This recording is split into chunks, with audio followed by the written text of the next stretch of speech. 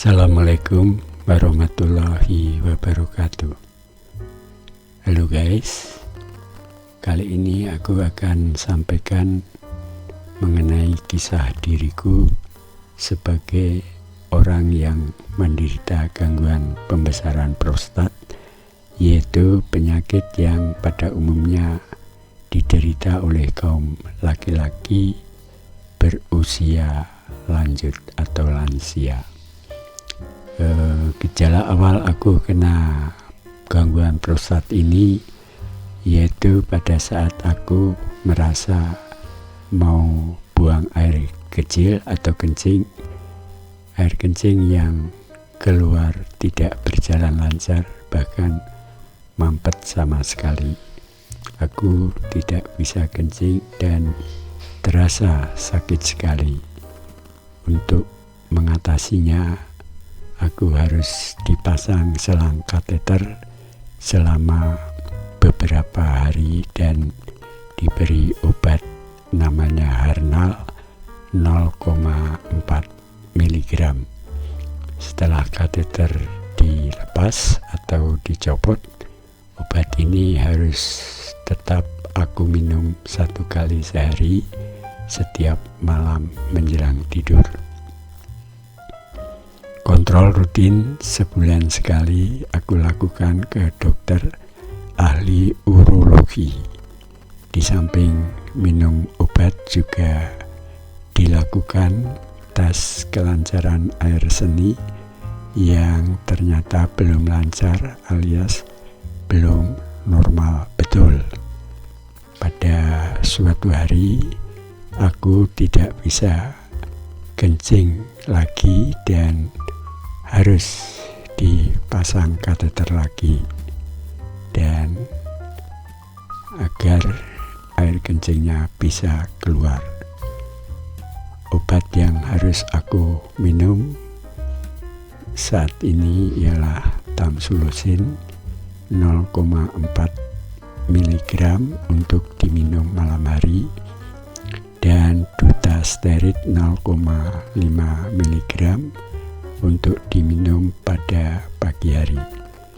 Kata dokter, kalau nantinya masih kambuh mampet lagi, aku harus menjalani operasi dengan cara di laser.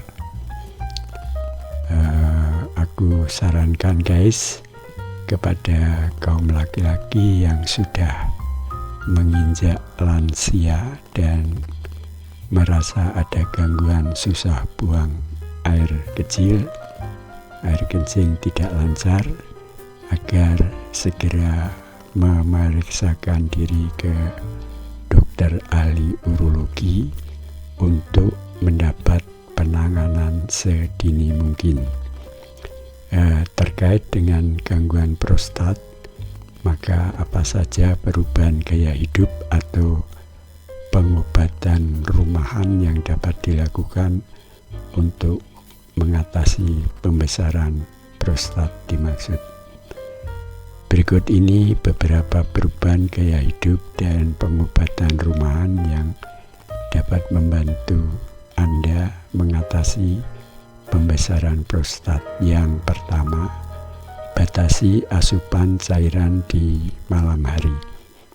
Jangan minum apapun selama 1 atau 2 jam sebelum tidur untuk menghindari nokturia atau sering buang air kecil di malam hari. Namun jangan juga batasi asupan cairan sehari-hari agar terhindar dari dehidrasi. Yang kedua, batasi konsumsi kafein dan alkohol. Hal ini dapat meningkatkan produksi urin, iritasi kandung kemih, dan memperburuk gejala. Yang ketiga, batasi gangguan dekongestan atau antagonis histamin. Obat ini mengencangkan otot-otot di sekitar uretra untuk mengontrol aliran urin, sehingga lebih sulit untuk buang air kecil. Yang keempat, buanglah air kecil ketika Anda merasa ingin buang air kecil. Menunggu terlalu lama dapat menyebabkan ketegangan otot kandung kemih dan menyebabkan kerusakan. Cobalah untuk buang air kecil secara teratur, misalnya setiap 4-6 jam pada siang hari. Untuk pemantauan kandung kemih, hal ini dapat sangat membantu jika Anda memiliki frekuensi buang air kecil yang parah. Yang keenam, lakukan double voiding atau buang air kecil dalam 2 tahap. Anda bisa buang air kecil sesering mungkin, beristirahat selama beberapa saat, lalu buang air lagi. Yang ketujuh, ikuti pola makan yang sehat. Obesitas terkait dengan pembentukan tonjolan prostat. Yang kedelapan, tetap aktif. Tidak ada kegiatan yang dapat menahan urin, bahkan dengan menyisihkan sedikit waktu untuk berolahraga dapat membantu mengurangi masalah kemih yang disebabkan oleh fibroma prostat. Yang kesembilan, hangatkan diri. Suhu dingin dapat menyebabkan retensi air urin dan meningkat rasa untuk buang air kecil. Demikian guys, kalau video ini bermanfaat, mohon dapat di-share ke saudara-saudara kita yang lain, dan jangan lupa di like, di komen, dan di subscribe. Untuk itu aku ucapkan terima kasih. Semoga amal kebaikan Anda senantiasa mendapat keberkahan dari Allah SWT.